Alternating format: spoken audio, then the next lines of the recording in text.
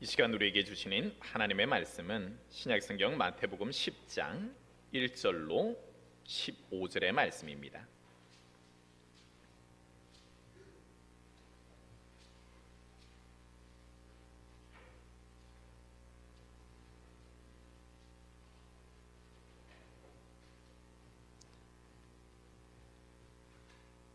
말씀을 봉독해 올리겠습니다.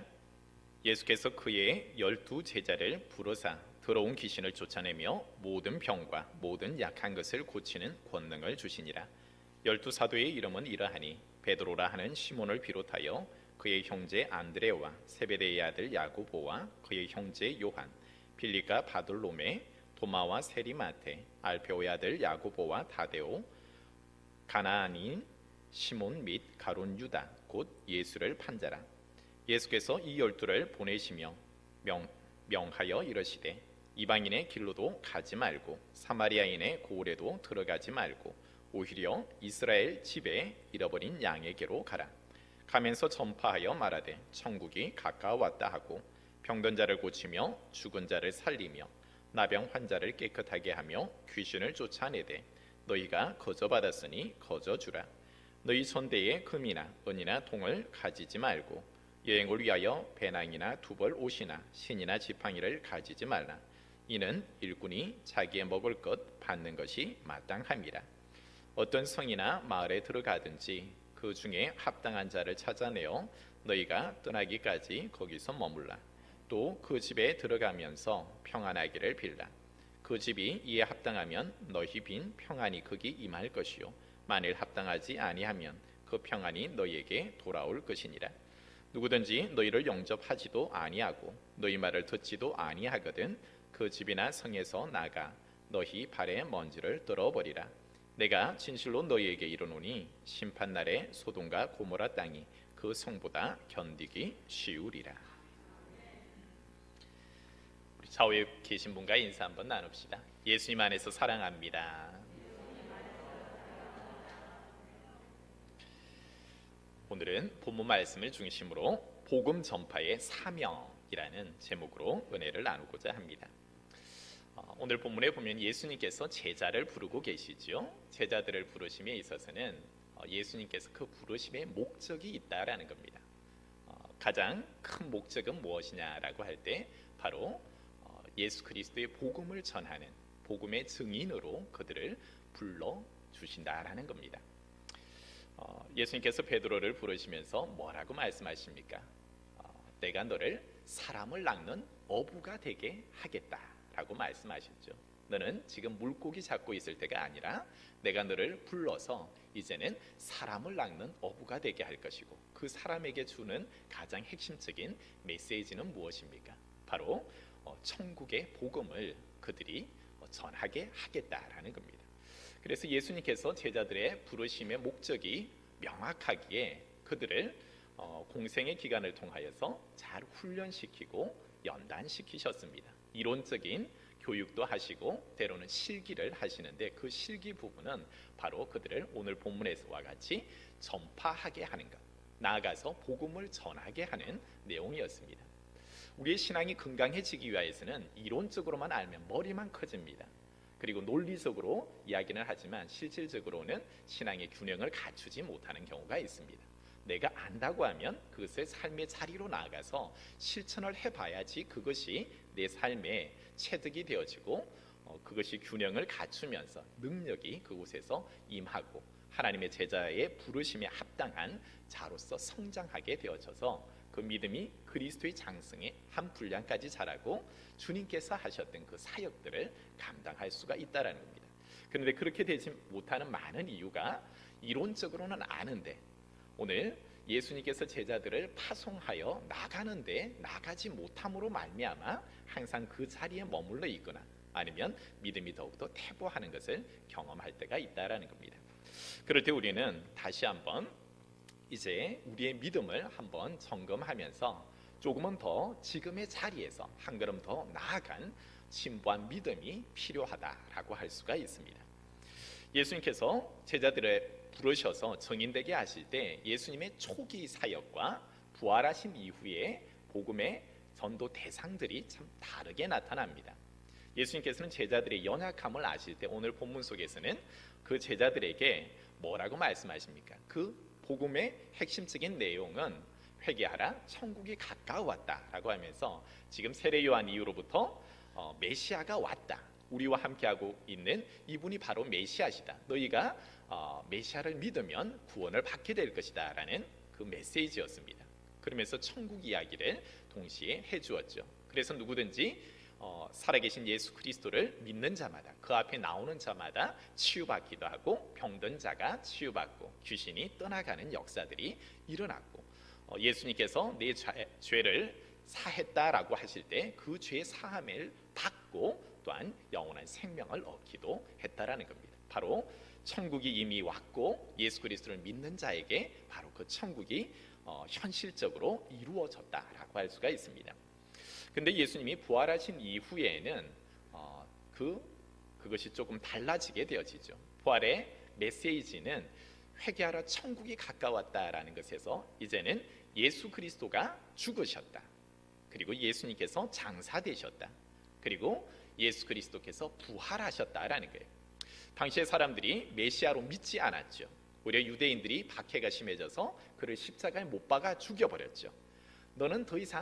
당신은 더 이상 우리의 메시아가 될 수 없습니다. 메시아가 이렇게 연약해서 십자가에서 내려오지도 못합니까? 자기를 구원하지도 못합니까? 오히려 조롱을 받으면서 죽었어요.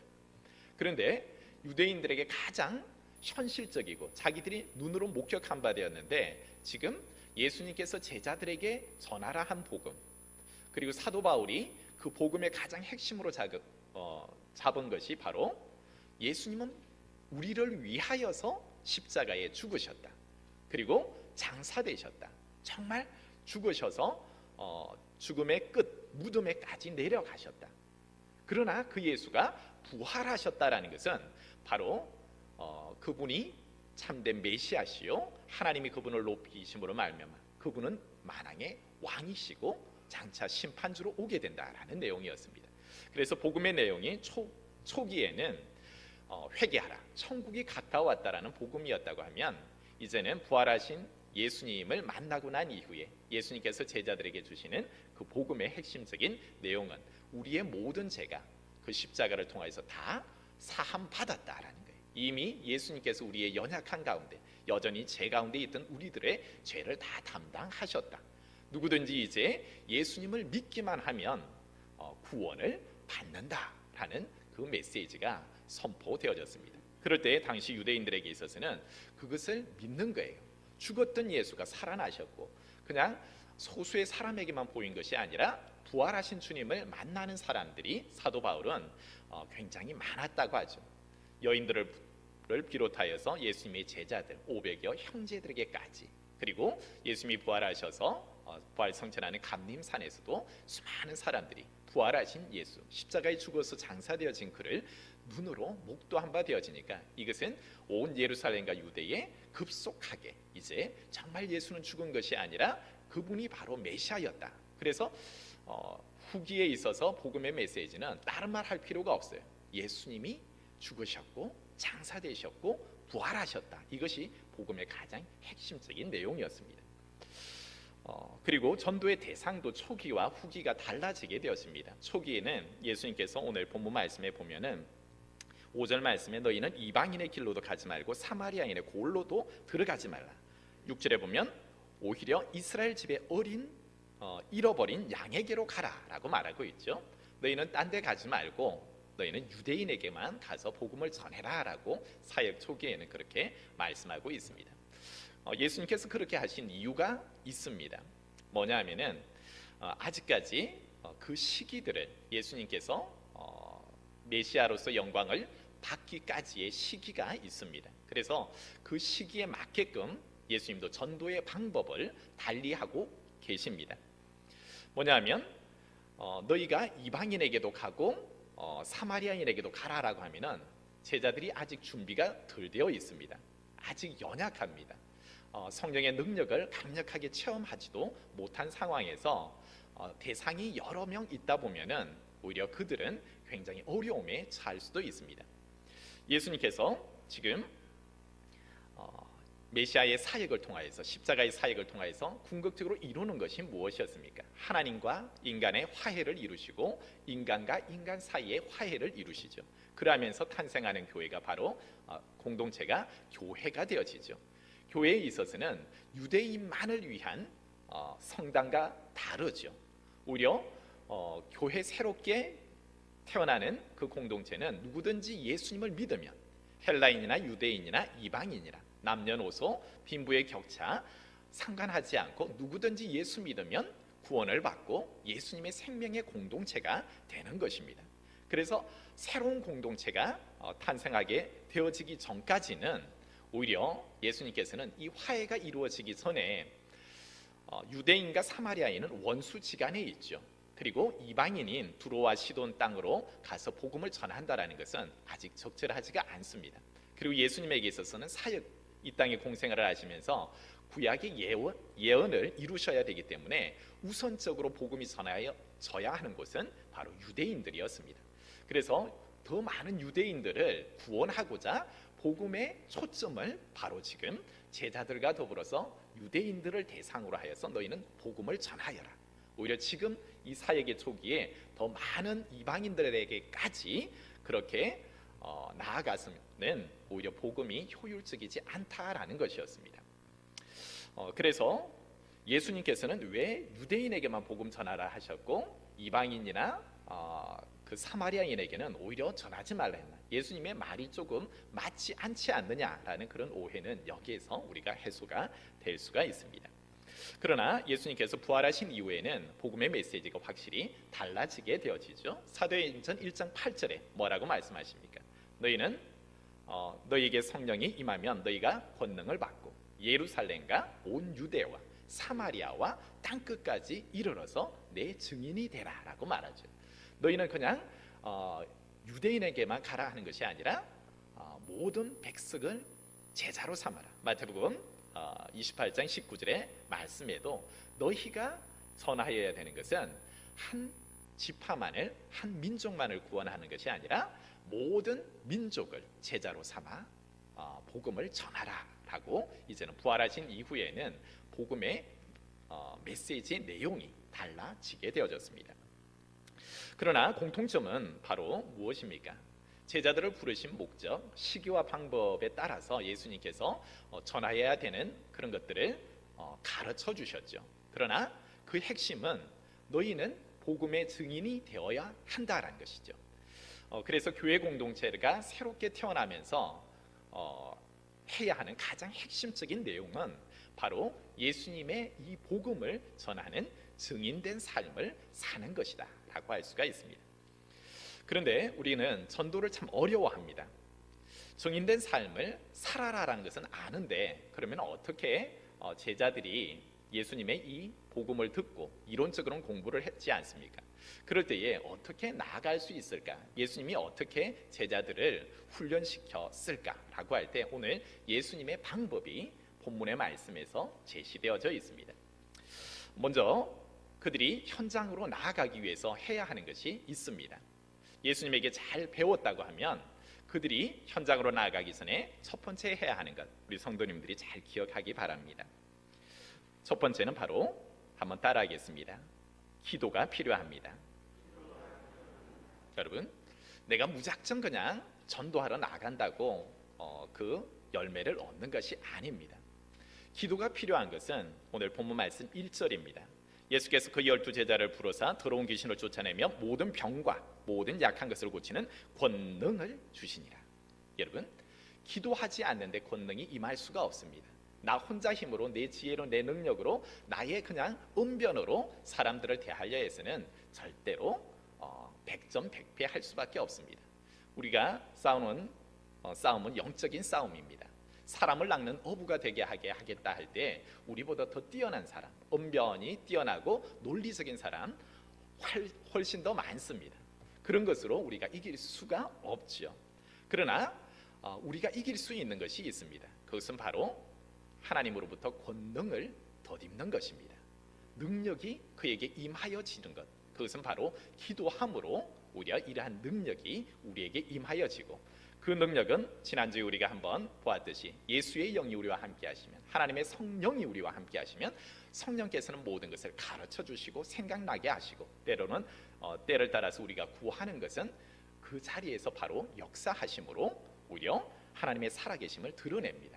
그래서 믿음의 성도들이 먼저 무장해야 하는 것은 기도로 무장하게 되고, 내 안에 하나님의 영이 충만할 때 우리는 하나님의 권능을 덧입게 되어집니다. 그래서 내가 더 이상 내 생각으로 하는 것이 아니라 하나님이 주시는 하나님의 도구가 되어지기 때문입니다. 그래서 두 번째, 이제 기도로 무장했다고 하면 예수님께서는 너희가 이제 마음이 뜨겁느냐, 나의 이 복음을 전할 준비가 되었느냐 라고 할 때 예수님께서 고치는 권능을 주셨다라고 했죠. 기도할 때 하나님은 이미 우리에게 그 모든 것을 할 수 있는, 대상자를 만나서 그에게 필요한 것들을 줄 수 있는 권능을 이미 주신다라는 겁니다. 그럴 때에 이제 예수님께서는 너희의 나아가서 해야 하는 대상을 정해 주시죠. 제가 서두에서도 말씀드렸듯이 그 대상이 산만하지가 않습니다. 그 대상을 정확하게 이야기하는 겁니다. 분명한 내가 전도할 대상을, 목표를 세우는 겁니다. 바로 그 목표가 무엇입니까? 6절의 말씀, 이스라엘의 집에 잃어버린 양에게로 가라. 너희들은 이방인의 길로도 가지 말고 사마리아인 고을에도 들어가지 말고 오히려 아무데나 가는 것이 아니라 너희가 전도해야 될 대상은, 복음을 전해야 되는 대상은 오로지 유대인이어야 한다라고 한정을 해주는 것입니다. 그럴 때에 전도의 대상이 분명해졌죠. 여러분, 그 목표를 이루기 위하여서는 우리가 이것을 하겠습니다, 저것을 하겠습니다 라고 해서 다 되는 것이 아니라 그것을 성취하기 위하여서는 우리도 분명한 목표를 정해야 합니다. 오늘 말씀을 전한 이후에 우리가 태신자를 작정하는 시간이 있을 터인데, 여러분, 하나님께 기도 한 주간 여러분이 하셨을 것이고, 또 예배 가운데 여러분이 기도하시면서 하나님께서 감동을 주실 것입니다. 감동을 주실 때에 여러분, 바로 태신자 작전 카드입니다. 3명을 기록하게 되어 있는데, 여기에 3명까지 하라면 여러분이 벌써 실족하여서 나는 안 한다 할 것 같아서 여러분 한 명만 기록하십시오. 내게 하나님이 감동 주셔서 저는 2명 하겠습니다, 3명 품겠습니다 하면은 더 쓰셔도 괜찮습니다. 그러나 한 명만 정확하게 여러분의 목표를 정하십시오. 그리고 달려가야 하는 것은 무엇이냐라고 하니까, 저희가 맥주절 7월 4일이 맥주 감사주일입니다. 우리가 일평생 살아오면서 하나님께 드리는 가장 귀한 선물이 무엇이겠습니까? 물질도 분명 중요합니다. 그렇지만 아직까지 내가 일평생 달려오면서 한 영혼도 주께 올려드리지 못하였다고 하면, 이번 기회를 통하여서, 태신자 작정을 통하여서 여러분 분명한 우리의 대상을 한번 정해 보십시오. 기도할 때 성령께서는 저와 여러분에게 있어서 그 대상자를 생각나게 할 겁니다. 이름도 몰라요, 성도 몰라요, 주소도 몰라요. 그러면 여러분 옆집 아줌마, 옆집 아저씨, 무슨 가게 아줌마, 무슨 일하는 아르바이트생, 그렇게 적으셔도 괜찮습니다. 그래서 여러분들이, 하나는 여러분이 매일 성경책에 꽂고 다니시면서 그 대상자를 정한 분을 위해서 기도하셔야 하고, 또 여러분의 두 개의 카드가 주어졌을 겁니다. 또 하나는 제출하는 카드입니다. 제출하는 카드는 제가 강대상에 다음 주에는 여러분이 작성하여 낸 태신자 카드를 이곳에 함에 넣어두고 7월 4일 맥주 감사주일까지 계속해서 기도할 것입니다. 우리 성도님들도 그 대상자를 위하여서 하나님께서 열매 맺게 해주옵소서 집중적으로 기도하셔야 합니다. 그냥 작정만 해놓고 잊어버리는 것이 아니라 한 석 달 정도 여러분이 분명한 대상자를 정하되 한 명만 정하십시오. 여러분 더 많이 정하라 하지 않습니다. 딱 한 명만 정하시고 그분에게 3개월 동안 집중하십시오. 예수님께서 지금 전도의 방법을 정해준 것이, 너희는 이방인의 길로도 가지 마, 그냥 사마리아인의 고을로도 가지 마, 너희는 오로지 유대인에게로 가서 너희가 할 수 있는, 언어도 잘 통하고 생활습관, 풍습, 이 모든 것이 통하는 유대인에게로 가서 복음을 전해 라고 했지요. 그래서 오늘날 저희에게 있어서도 여러분 하나님께서 분명한 대상자를 기도할 때 생각나게 하고 때로는 누가 그 정말 하나님의 복음을 전할 대상인가라는 것을 여러분이 한번 생각하실 때 꼭 한 명을 택할 수 있기를 바랍니다. 그렇다고 하면은 그 대상자를 정했다 하면 정하기만 하면 되느냐라고 할 때 예수님께서는 뭐라고 말씀하십니까? 그 대상자에게 이제는 실질적으로 가서 복음을 전해야 되지 않습니까? 복음을 전파하라는 것이죠. 복음을 전파할 때 그냥 무작정 만나는 사람 붙잡고 예수 믿으세요. 예수 안 믿으면 지옥 갑니다. 큰일 납니다. 이렇게 하면 사람들이 여러분 만나서 화들짝 놀라고 바로 도망갑니다. 당신 미쳤다라는 소리부터 듣게 되어집니다. 그럴 때 복음을 전함에 있어서도 조금은 지혜로울 필요가 있습니다. 그래서 예수님께서 지혜롭게 복음을 전하는 방법을 오늘 또 본문을 통해서 말씀해 주고 있죠. 그 본문 말씀이 어디에 있습니까? 본문 말씀 12절과 12절을 함께 읽겠습니다. 시작. 또 그 집에 들어가면서 평안하기를 빌라. 여러분, 사람들을 만나서 하나님께서 내게 감동을 주셔서 그 대상자를 정했다고 하면 먼저 그 대상자를 위해서 기도해야 합니다. 내 안에 계신 하나님의 영이 그를 생각나게 했다면 그 영혼을 구원하기로 하나님이 이미 작정하셨습니다. 그럴 때에 그를 위하여서 기도하고 나아가셔서 그를 위하여서 평안을 빌어주는 겁니다. 오히려 그냥 내 말만 쏟아놓는 것이 아닙니다. 그에게 정말 진심을 다하여서 평안하기를 비는 것이지요. 그에게 말을 들어주기도 하고 때로는 하나님의 축복으로 빌어주기도 하는 것입니다. 그러면서 그냥 세상적인 관계만 맺어서는 안 되죠. 그에게 있어서 평안하기를 빌고 난 이후에 반드시 해야 하는 것은 복음의 핵심적인 내용을 전파하는 것입니다. 그것은 바로 오늘 본문 말씀 속에서 7절의 말씀 속에 가면서 전파하여 말하되 천국이 가까웠다라고 복음의 내용을 전해주라고 말하고 있죠. 여러분,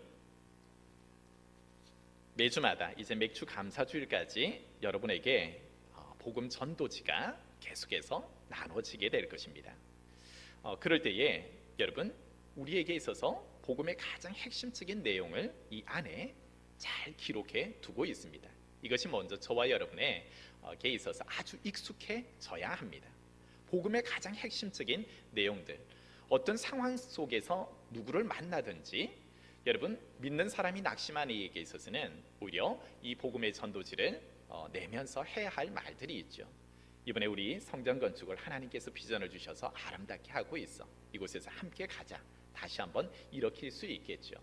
또 많은 사람들에게 있어서 교회를 모르는 이들에게 있어서도 교회의 이제 조감도를 또 보여주면서 우리 교회에 한번 와보십시오. 그리고 예수 믿으면, 그리고 여러분의 인생의 고달픔은 하나님 만나면 이 방황이 끝나게 됩니다. 꼭 한번 우리 교회에 한번 여러분을 초청합니다. 오십시오.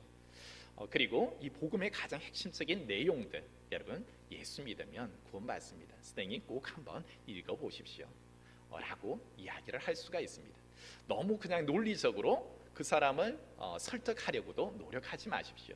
한 사람에게 여러분 집중하시되 그 사람에게 충분히 이렇게 공감해 주시면서도 분명한 메시지, 내가 말하기가 좀 어렵다 하면은 이 전도지만 주어도 이 전도지 속에서 이미 복음의 내용이 있고 하나님께서 그 사람을 택하셨다면은 그 영혼을 변화시켜서 오히려 관심을 갖고 또 주께로 돌아오는 역사들이 있다라는 겁니다.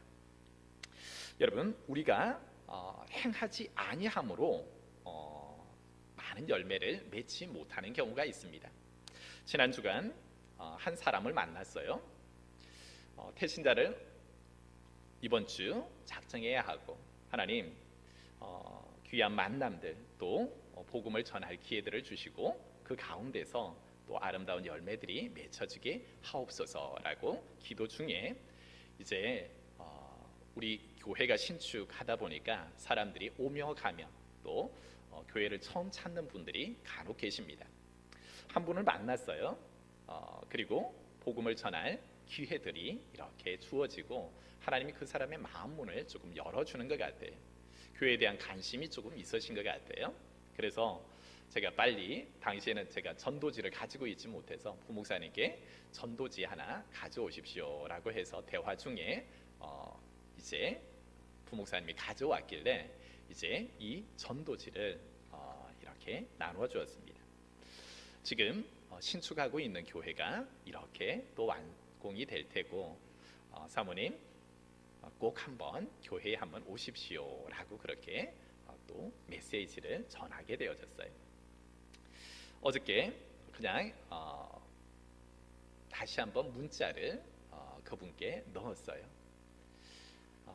하나님께서 짧은 만남, 그 만남 이후에 누구누구 대표님을 위해서 기도하게 하셨습니다. 지금도 기도 중에 있습니다. 인생에 있어서 만남, 그 만남이 우리의 지금 인생의 방황함을 끝낼 수 있는 좋은 만남이 되어지고 또 그 인생으로 기쁨과 새로운 행복을 찾을 수 있습니다. 교회 예배가 11시에 있습니다. 하나님의 축복이 또 가정과 사업에 충만하기를 또 빌면서 또 초청하오니 꼭 한번 시간 되실 때 찾아주십시오 하고 문자 메시지를 남겼어요. 그랬더니 조금 있다가 답이 왔어요. 제가 이번 주하고 다음 주는 일정이 있어서 부득이 가지를 못합니다. 창원에 있는 딸아이 이사도 해주어야 하고 그 다음 주에는 집들이 겸 해서 여러 가지 식사 자리들이 미리 그거 되어졌습니다. 그러나 다다음 주는 제가 꼭 가겠습니다 하는 답이 온 거예요. 여러분, 아주 짧은 만남, 전혀 제가 아는 사람도 아니에요. 그러나 그 만남 속에 짧게 전도지를 전해 주었고 그리고 연락처를 받고 난 이후에 주중에 기도하는 중에 그분이 생각나서 문자 메시지만 넣었을 뿐인데, 우리가 복음을 전하면 일하시는 분은 누구냐라고 할 때 하나님이 함께 하시는 줄 믿습니다. 예비된 영혼, 작전된 영혼은 하나님께서 내가 아무리 노력한다고 해서 되는 것은 아닙니다. 오히려 그분을 위해서 집중적으로 기도하면서 관심 보여줄 때 여러분 그냥 말로만 이거 하십시오 해서는 또 안 됩니다. 관심과 노력과 사랑이 때로는 필요합니다.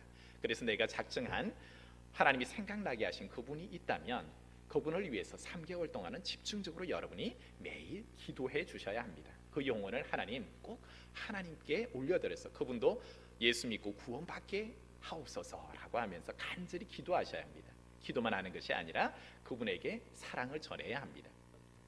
많은 사람들이 복음이 교회 안에 있음에도 이단에 빠지는 이유는 이단들이 섬기는 것을 굉장히 잘합니다. 예전에도 하나님의 교회에 출석했다가 하나님의 교회로 가고 다시 그분을 이렇게 다시 오게 하려 하는데 굉장히 큰 어려움을 겪고 결과적으로는 돌아오지 못하는 케이스가 있었습니다. 근데 돌아오지 않으려는 결정적인 이유는 처음에 교회에는 가보니까 말씀도 좋고 그러한데 섬기는 부분에 있어서 나의 필요한 부분을 채워주지 못하더라라는 겁니다. 하나님의 교회 같은 경우에는 물질적으로 어려울 때 때로는 젊은 세대들이 아이들의 양육이 필요할 때 분유도 사다 주고 기저귀도 사다 주고 때로는 교육을 받을 때 뭔가 그 필요들을 다 채워주면서 내가 필요한 모든 것을 다 공급하면서 교육도 시켜준다라는 겁니다.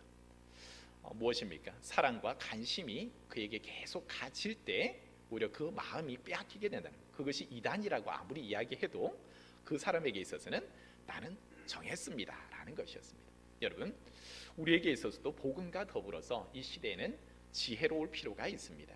내가 한 대상을 작정하였다고 하면은 그의 필요를 채워주십시오. 그가 필요로 하는 것이 무엇인가, 그의 연약함이 무엇인가, 때로는 여행을 가주기도 하고 함께 때로는 요즘에 코로나 시대에는 함께 식사하고 교제하는 것은 참 어렵죠. 그렇다고 하면 여러분이 자그마한 책자들도 이렇게 선물할 수도 있고 아니면 파전이나 전을 붙여서 김치를 하든지 음식들이 있으면 이것을 한번 생각나서 이렇게 한번 가져왔습니다. 그리고 때로는 여러분이 오늘 기도 중에 선생님을 위해서 기도 중에 오늘 하나님이 이런 감동을 주셨는데 혹 무슨 일이 없느냐, 일이 있으면 내가 믿는 하나님께 간절히 기도할게. 그리고 때로는 간증들을 나눌 수가 있겠죠. 저는 예수 믿고 참 이러이러한 병도 있었고 이러이러한 방황도 있었는데 예수 믿고 내가 하나님께 구하였더니 하나님께서 내 병도 고쳐주셨고 어려움에서 벗어나게 하였어. 누구누구도 예수님 한번 믿어봐. 그러면 이 방황이, 이 문제들이 반드시 해결될 거야. 또 하나님이 나를 이렇게 보내셨어. 여러분이 그냥 혀 발림 소리를 하지 말고 여러분에게 있었던 실질적으로 체험했던 것을 이야기를 하시는 겁니다. 사람은 누구나 다 똑똑합니다. 그 사람이 사기꾼인지 뭔지 다 압니다. 딱 사람 보면 여러분 다 알지 않습니까? 이 사람이 진실이 된가 거짓된가 하는 것들을 다 압니다. 이 사람이 나를 꼬여가지고 교회 데려가려고 하는 목적인가 이런 걸 다 압니다. 그럴 때에 우리의 주된 무기는 무엇입니까? 정말 그분을 사랑하고 정말 그 영혼을 구원하고자 하면 그 안타깝고 정말 그를 사랑하는 마음이 전달되어질 때, 이 사람은 뭔가 다르네. 정말 나의 아픔을 위해서 기도해 줄 수도 있겠네.